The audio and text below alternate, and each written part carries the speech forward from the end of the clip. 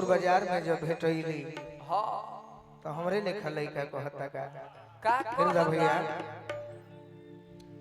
कि अरे बस गइल दिल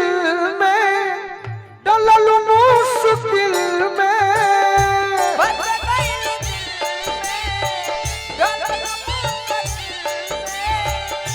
बस गइल दिल में डलल मुश्किल में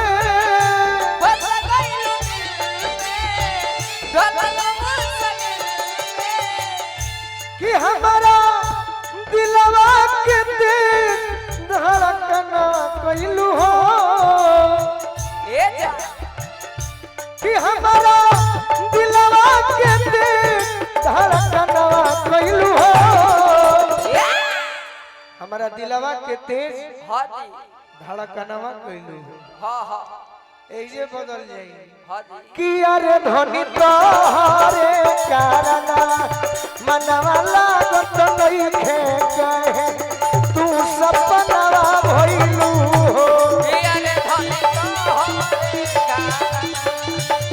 मनवा लागत नइखे कहे तू सपनवा भइलू हो धनी तोहरे कारण मनवा लागत नइखे कहे तू सपनवा भइलू हो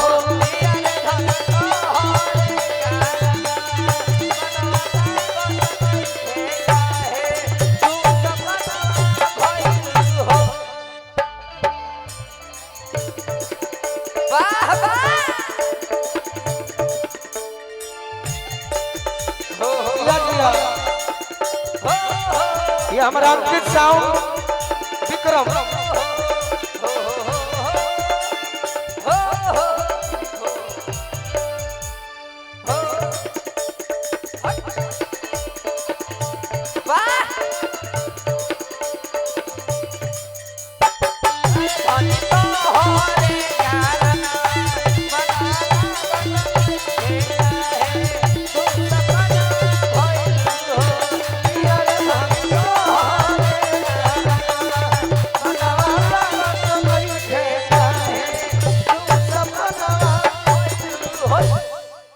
हमारे भाई अंकित के तरफ से बहुत बहुत हर जगह जहाँ तुम मिले सही दुई आदमी भारत देश में साउंड वाले बड़े एगो रितेश जी एगो तू नंबर 1 आज गिर गई सही बहुत अच्छा सही नंबर 1 हमारे का आशीर्वाद दिले बड़े और माई के कृपा बन रहो जय हो ए शिवानी जी तू ही हो हो कि 4 दिन खाती हितई में आई के अरे चली गई दिलवा के पागल बनाई के पागल बनाई के हो पागल बनाई के हो पागल 4 दिन खातिर तू हितई में आई के चली गई दिलवा के पागल बनाई के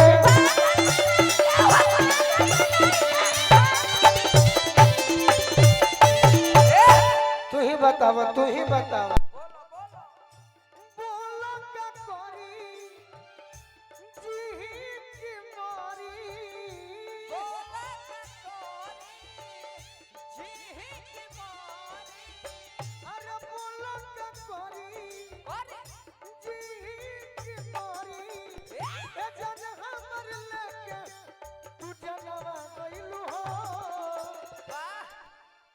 जान हमार लेके तू जनवा गइलू कि अरे धनी तोहरे कारण मनवा लागत नइखे काहे तू सपनवा भइलू हो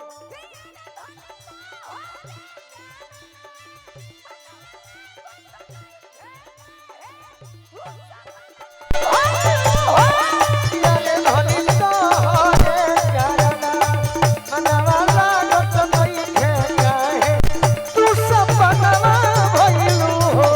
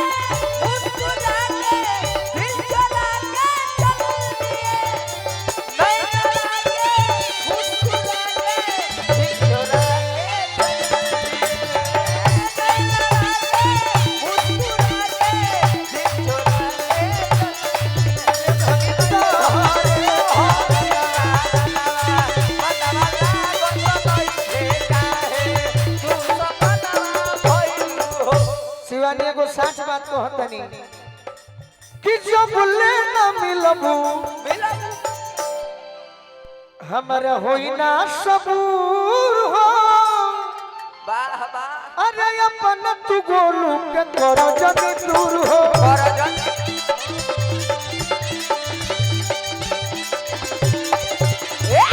जब न मिलबू होई ना सबूर हो अपन तू गोलू के करो जग दूर हो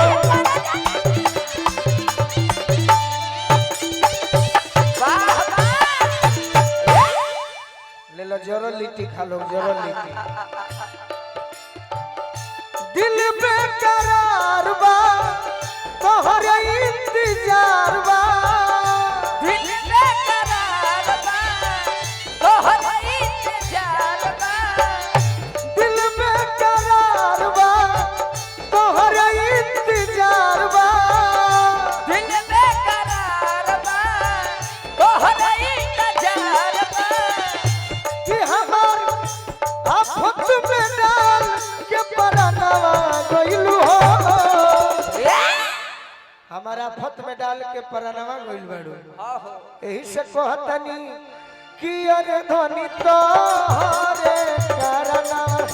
मनवा लागत नइखे काहे तू सपनवा भइलू हो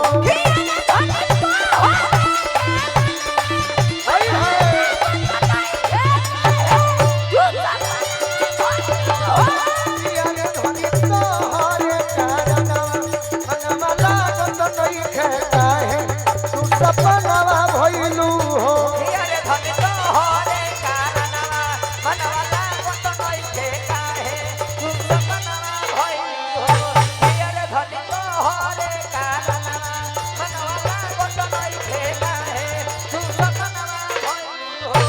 अरे धन तोहरे कारणवा मनवा लागत नइखे काहे तू सपनवा भइलू हो यार धनी तोहरे कारणवा मनवा लागत नइखे काहे तू सपनवा भइलू हो यार धनी तोहरे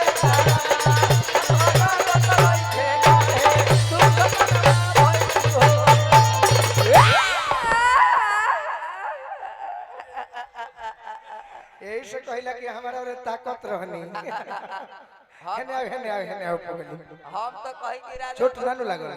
राजन भैया का ढोलक फूटल चलिए एगो गीत के आदेश बा अंकिता जी रउरा बैठले रहो जय चलो आओ शिवानी भाई आ तू बैठ बैठ बैठ आराम कर